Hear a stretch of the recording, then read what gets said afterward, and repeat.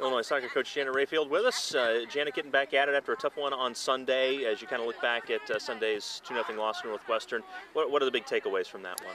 Well, takeaway might be the word to use, and I think the biggest thing was, Northwestern was able to take something away from us. They were able to take kind of the way that we had been getting Janelle the ball away, and we've got to come up with other solutions. Someone asked me, what are you going to fix? We're not going to fix a problem, we're just going to become better problem solvers. And they posed us a problem, the surface posed us a problem. We just have to be better problem solvers than we were on Sunday. And then defensively, their goals from Steiner, both a little bit from distance, both a little on the soft side. Just what are you looking at to get that shored up? Again, I think that's problem solving from all of us in terms of knowing that you can't give up a long-range shot when you're on that surface and you have the wind and you have all of those elements. Then denying that long-range shot becomes something that's important. So it's on both sides of the ball that we have to be better problem solvers. And every game, our sport isn't like a lot of sports where you show up somewhere and the court's exactly the same size and the basket's the same height. The goal is the same dimensions, but it could be square posts or round posts. The surface could be artificial. It could be, the field can be a different size. So every game you play, the opponent, the surface, the weather, all poses different problems. And you can't call timeout, so players have to solve the problems on the field. It's one of the fun things about coaching this sport, but it also means that the season is the best educational tool you can have because every game poses a different problem, and by the end of it, you hope you're better problem solvers. So, I hope we look back at that Northwestern game and say, yeah, it was unfortunate we lost, but we learned a lot about problem solving in that game, and we were much better because of that. If we do that, then the loss won't be disappointing at all. It will actually be productive. And lineup-wise, you moved some things around even during the game with Abby starting off at a forward spot, moving back to the back line there in the second half.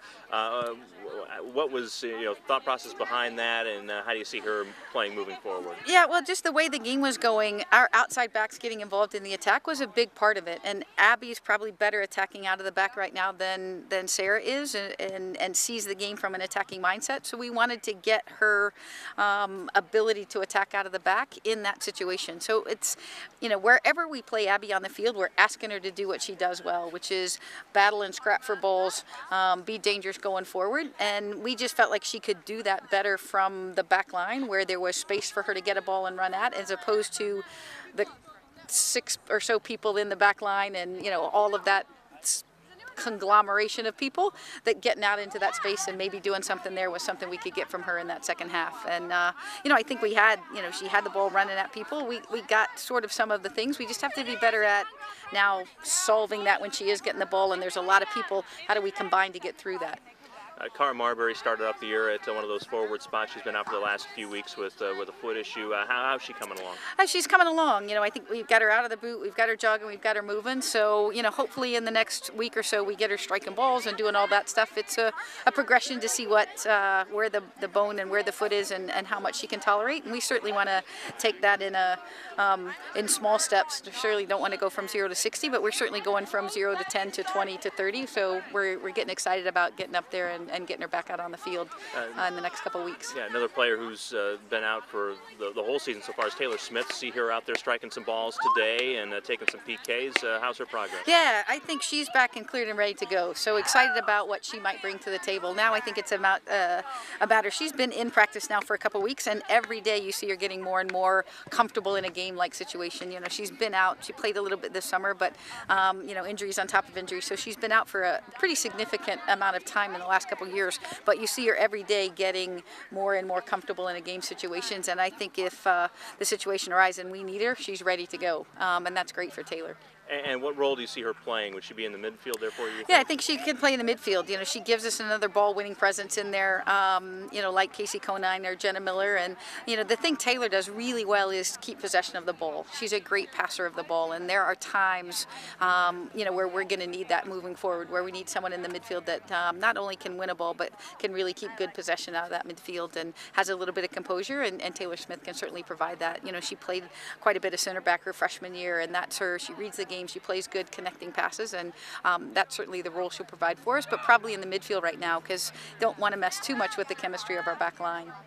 Not too many home games for you here in the last couple of months, but one coming up on Sunday against Minnesota. It'll have to feel pretty good, especially after the artificial surface last week, to get on a very comfortable surface for you. Yeah, absolutely. I think it'll just be great to be home. 4 of our last 6 matches are here at home. So, I think we've put ourselves in position now. If we do the things that we do well and can defend our home turf, we can put ourselves in a pretty good position. And so it'll be nice to be back at home, nice getting in a routine that we understand and know. And I think playing in front of our home fans, certainly a place where we're going to look to take advantage of our home field advantage and a surface that we're used to. And Minnesota coming in kind of like you are in the middle of the pack here in the Big Ten Conference. Just talk about the Gophers and the challenges they'll present. Yeah, the middle of the pack is pretty large, I think. But I think it's an athletic team. It's a team that's going to come and put us under pressure.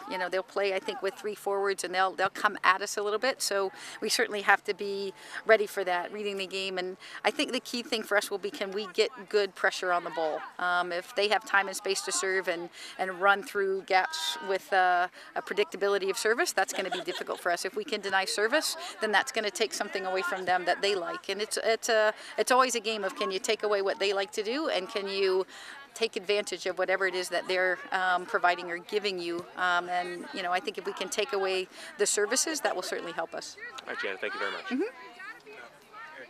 Yeah.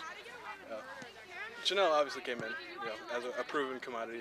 Big Ten teams know who she is. But it seemed like, she handled that pretty well against Northwestern. Did you feel like they just made more of a concerted effort to deny her the ball, or just mark her twice, 3 times? Yeah, well, what they did literally was they put someone to mark her, but they put her to mark her and then put their system around that. So, they kept their 4 backs essentially and had someone mark Janelle. So it wasn't even that, it wasn't the individual player, it was the lack of space. They really took any space around her. So anytime she got the ball, there was no space to run in, no space to take the ball down in, no space. So they just really limited the space she had. So it limited any ability for us to get her the ball. What that did was open up spaces other places, and that's where we really didn't take advantage. That's where we didn't problem solve as well as we probably could have. So, just obviously played pretty well in Big Ten. 5 goals in 5 straight matches. Just what does she have to do, maybe kind of get back on to that kind of streak? Again, I think she's got to problem solve. She's got to figure out, okay, I got to go find some places, and we've got to help her come up with some solutions to that as well. We'll see if we can't figure out ways that if that's the system, if that's the way. And certainly, she had even a couple of chances there. I think the other thing is if she's going to get fouled as often as she gets fouled in some of those games, we've got to make restarts really count for us. And we had several restart opportunities because that then keeps a team from using that to try to stop our attack. So we've got to be better on restarts to protect her and help her, and then we've got to come up with some solutions and some spaces she can play in, even when it gets tight like that.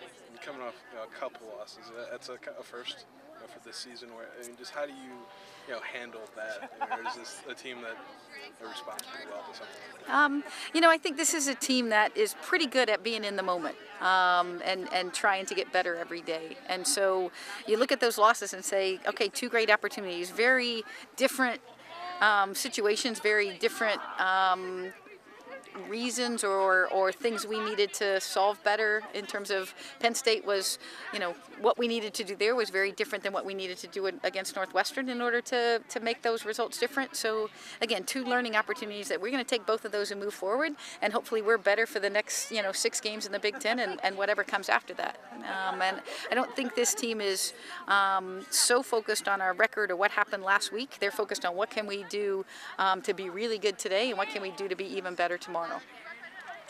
And one thing is, you guys have one opponent in Minnesota, but Minnesota is having a homestand and then traveling over here. Do you think that's going to affect how your team looks at them? I'm not even sure that they've even looked to see what Minnesota's schedule is. Certainly the midweek game, I think the biggest difference is, we get to sort of think about Minnesota over the next 5 days, and they've got to think about another opponent. So in terms of preparation, I think it gives us maybe a little bit of a tactical, we get to implement or do or talk about some things that they've got to do on a delayed basis. But I think right now, at this point in the season, we do what we do, and we do it well, and we're training that, and so are they. So I don't know that there's if they were on the road then had to travel again to come to us. But they're at home; they get to stay at home until they leave to come play us. So, and I think that's happened throughout the Big Ten with teams playing and having midweek games. So, again, we've got to focus on Minnesota and being in the moment, and you know, whatever they do to be their best. The thing I know about the Big Ten is everybody's going to come with their best on every game, and so you can't look at they had to travel, you didn't have to travel, they played on Thursday, you just better be ready to play. And I think that's what this team has to understand. No matter what the perceived advantages or disadvantages are, when the whistle blows, they all get washed away, and you just have to play that game and be your best at that moment. And if we've got to focus on that, not just against Minnesota, but when we travel to Maryland and Rutgers, and when Michigan and Michigan State and Wisconsin come here, we have to focus on those days and being the best we can be, and not worry about any of the other factors that we really don't have any control over.